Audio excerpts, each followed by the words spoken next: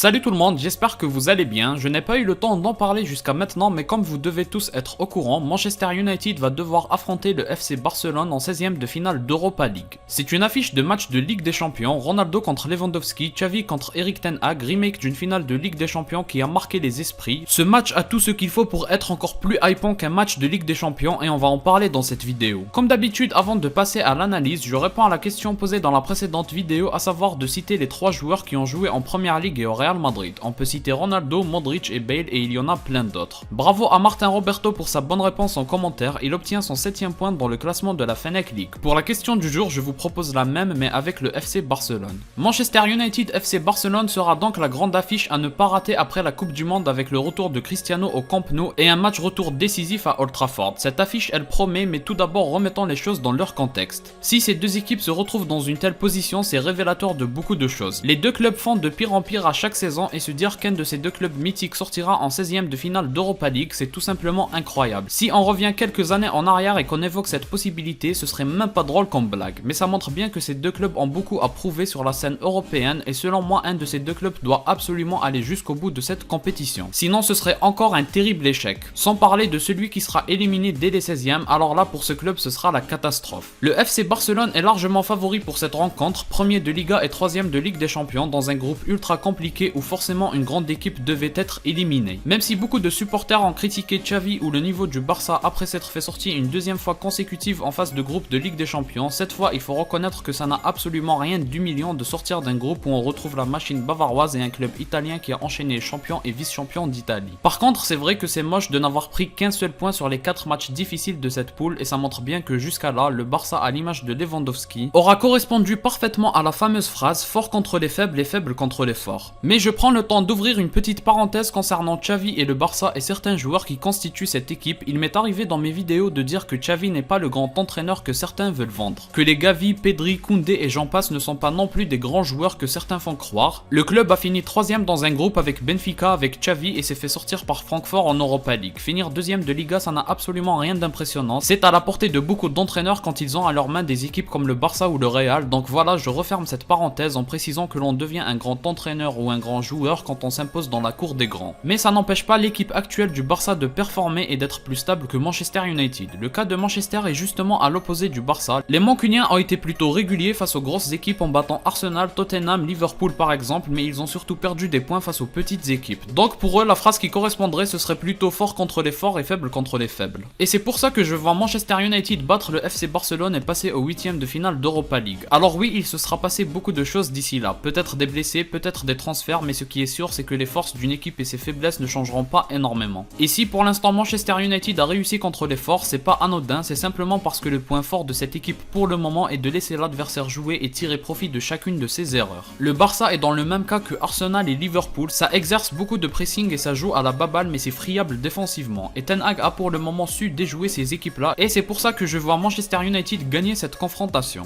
Et puis il y a le fait de recevoir en match retour qui joue un grand rôle dans la qualification d'une équipe. Après je peux citer d'autres points qui sortent du rationnel et de la logique, mais c'est aussi ça le football. Les Catalans se sont bien moqués de Ronaldo et de jouer en Europa League et finissent par se retrouver dans cette même compétition pour la 2e fois de suite. Cette rencontre était tellement scriptée et souhaitée que la suite forcément tout le monde la connaît. Ronaldo va de nouveau calmer le Camp Nou et éliminer ceux qui se sont moqués de lui. C'est tellement prévisible que c'est évident. Après plus sérieusement, personnellement je suis très ravi de voir Manchester United et Ronaldo affronter le FC Barcelone. Avant tout, on regarde le foot pour se régaler et là on n'a qu'une hâte, c'est que le spectacle commence. L'affiche a tout pour plaire, le nom des clubs, les équipes, les joueurs, franchement il y a tout pour se régaler et je suis pressé d'y être. Ce sera aussi un gros test pour les deux équipes. Chaque équipe a des choses à démontrer mais c'est surtout le Barça qui se retrouve dans une situation d'obligation de résultat. Pour Manchester c'est pas spécialement un objectif. Moi je le vois comme un match qui va faire grandir cette équipe et la solidifier encore plus. Par contre pour le Barça qui est un repêché de Ligue des Champions, c'est victoire quasi obligatoire sinon Xavi pourrait même se retrouver en danger selon comment ça se passe en Liga. Mais ce qui est sûr c'est que c'est une situation plus critique pour le Barça que Manchester qui est une équipe bien moins aboutie que le Barça de Xavi. Après concernant le tirage, pour ceux qui n'ont pas vu, Xavi a déclaré que c'était un tirage difficile et qu'ils n'ont pas de chance avec les tirages. Il a déjà commencé à montrer des signes de pression de se faire éliminer aussitôt de la compétition. Certainement parce qu'il sait que son poste est en jeu s'il floppe encore une fois en Europa League. Je pense avoir dit l'essentiel concernant ce match et cette affiche, dites-moi en commentaire ce que vous en pensez. Qui va gagner ce match selon vous? Quel est votre pronostic? Est-ce que vous voyez Ronaldo poser un classique dans son jardin catalan? Dites-moi tout ça en commentaire commentaires. Si vous avez aimé, laissez un like, un commentaire, un partage et un abonnement pour me soutenir. Moi je vous dis à la prochaine, portez-vous bien.